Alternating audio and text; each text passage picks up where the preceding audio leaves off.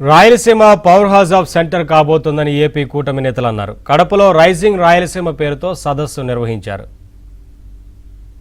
House of south India కాబోతుంది రాయలసీమ. ఇవాళ energy యొక్క క్రైసిస్ ఏదైతే ఉందో దాన్ని పూర్తిగా దూరం చేసి ఇక్కడి నుంచి అది ప్రారంభం కాబోతుంది. అలాగే గతంలో ఉండే ఏదైతే ముద్ర ఉందో ఈ ప్రాంతానికి సంబంధించిన మైనింగ్ ఎంత ఇక్కడ వనరులు ఉన్నాయంటే సహజ వనరులు నిక్షిప్తమైనది, కొంతవరకు బహిర్గతం కానీ వ్యవస్థలు ఉన్నాయంటే ఆ రోజు సుమారు 1000 సంవత్సరాల క్రితమే ఈ ప్రాంతంలో ఖనిజ సంపదను వెలికి తీసి అనేక అద్భుతాలు చేశారు. బంగారం కానీ మనం ఏదైతే రత్నాలు, మాణిక్యాలు, అటువంటి అనేక రకాల రేర్ జెమ్ స్టోన్స్ వచ్చిన ప్రాంతం, డైమండ్స్ తో సహా. వీటితో పాటు ఏదైతే మనకు ఒక పెద్ద పరిశ్రమ ఈ ప్రాంతంలో ఏర్పడాలి. కానీ దౌర్భాగ్యం ఏంటంటే ప్రజల యొక్క చైతన్యం, రాజకీయ పార్టీల యొక్క నేపథ్యం ఆ విధంగా ఉండకపోవడం కారణంగా ఎక్కువ దోపిడీ జరిగిన ఖనిజ సంపద దేశంలో ఎక్కడైనా ఉందంటే అది రాయలసీమ ప్రాంతం. ఇది దురదృష్టం. ఎందుకు ఆ విధంగా జరిగింది, ఎలా జరిగింది దాని యొక్క రీజన్స్ మనం దాన్ని డ్వెల్ చేయాల్సిన అవసరం లేదు. అది జరిగిపోయింది. దాని కారణంగా మన దగ్గర మిగిలిపోయింది ఏంటంటే అన్ని లో గ్రేడ్ ఐటమ్స్. ఇవాళ మనకి రాయలసీమకి ఉక్కు పరిశ్రమ రావాలనే కోరిక, ఆ విధమైన జేవీ చేసుకోవడం JSW ఇక్కడ పెట్టబోతుంది. సుమారు 2000 మిలియన్ మెట్రిక్ టన్స్ యొక్క ఐరన్ ఇక్కడ స్టీల్ తయారు చేయాల్సిన అవసరం ఏర్పడింది. ఆ విధంగా చేయాలని వెళ్తాం. కానీ ఏదైతే ముడి సరుకు ఉందో దాని యొక్క క్వాలిటీ ఏ విధంగా జరిగింది, ఎంత దోపిడీ ఏ విధంగా జరిగింది, ఆ విధమైన విజిలెన్స్ ఏదైతే ఉందో కేవలం ప్రభుత్వం కాదు ప్రజల్లో కూడా ఉండాలి. ఆ విధంగా జరుగుతుందని నిరసన తెలియజేయాలి. ఆ విధంగా ఒక ప్రయత్నం మొదలైంది. ఇవాళ రేర్ ఎర్త్ మెటల్ సంబంధించిన కారిడార్ అందరూ అనుకుంటారు బీచ్ శాండ్లను ఉందని, కానీ రాయలసీమలో దానికి సంబంధించి అనేక రకాల రేర్ ఎర్త్ మెటల్స్ ఏవైతున్నాయో మన ప్రాంతంలో ఉన్నాయి. అటువంటి ఒక గొప్ప సంపద మన ప్రాంతంలో త్వరలో అవన్నీ బయటకు రాబోతున్నాయి. ఇవాళ ప్రపంచ యుద్ధాలు ఎందుకు జరుగుతున్నాయి?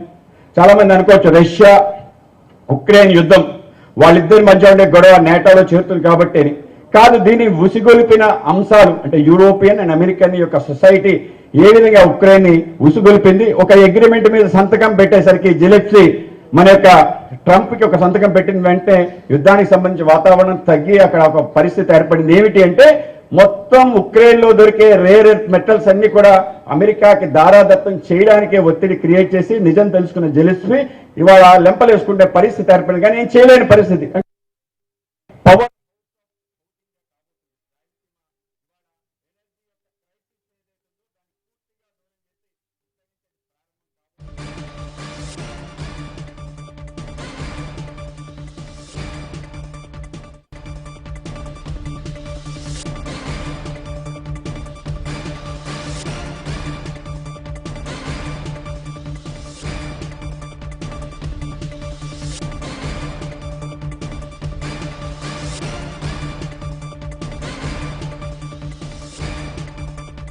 Crucial most important subject.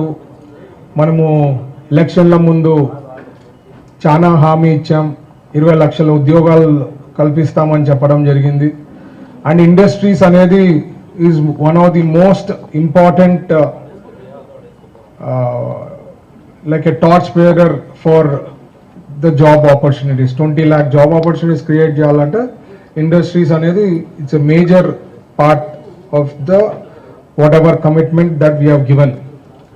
So basically మీరు చూస్తే లాస్ట్ 2019 నుంచి 24లో ఏ పరిస్థితి ఉండింది అనేది ఒక సింపుల్ ఎగ్జాంపుల్. మా వాళ్ళు ఇప్పుడే APIC వాళ్ళు ప్రాజెక్ట్ స్టేటస్ ఇస్తామన్నారు. కడప డిస్ట్రిక్ట్లో ఏం ప్రాజెక్ట్స్ వచ్చాయి, ఎంతవరకు వచ్చింది ఇక్కడ అని చెప్పి.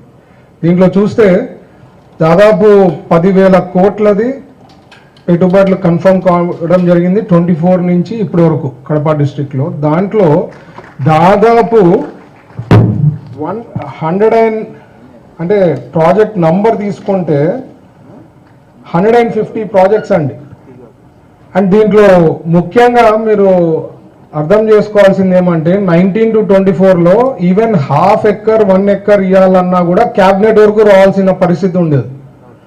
మనం వచ్చిన తర్వాత ఇమీడియట్ గా 50 acres వరకు there is no requirement of any అంటే క్యాబినెట్ కి SIPB SIPC వచ్చే పని లేదు, డైరెక్ట్ గా క్లియరెన్స్ చేసుకోవచ్చు అని చెప్పి డిసైడ్ చేయడం జరిగింది. ఆర్డర్ పాస్ చేయడం జరిగింది క్యాబినెట్ లో ఇనీషియల్. సో దాంతో ఏమైందంటే కాన్ఫిడెన్స్ అనేది బూస్టప్ కావడం జరిగింది ఇండస్ట్రీస్లో అంతా. ఇమీడియట్ గా SLA లో పెట్టడము ప్రాజెక్ట్స్. ఒకవేళ DPR క్లియర్ అయిందంటే ఇమీడియట్ గా వాళ్ళకి ప్రాజెక్ట్ అలాట్మెంట్ ఇవ్వడము, ల్యాండ్ అలాట్మెంట్ ఇవ్వడం. So it was easy. లేకపోతే ఈవెన్ ½ ఎకర్ 1 ఎకర్ కూడా క్యాబినెట్ కి పాస్ కావాలంటే మీరు ఇమాజిన్ చేసుకోండి, మామూలు పెట్టే వాళ్ళు కూడా ఎంత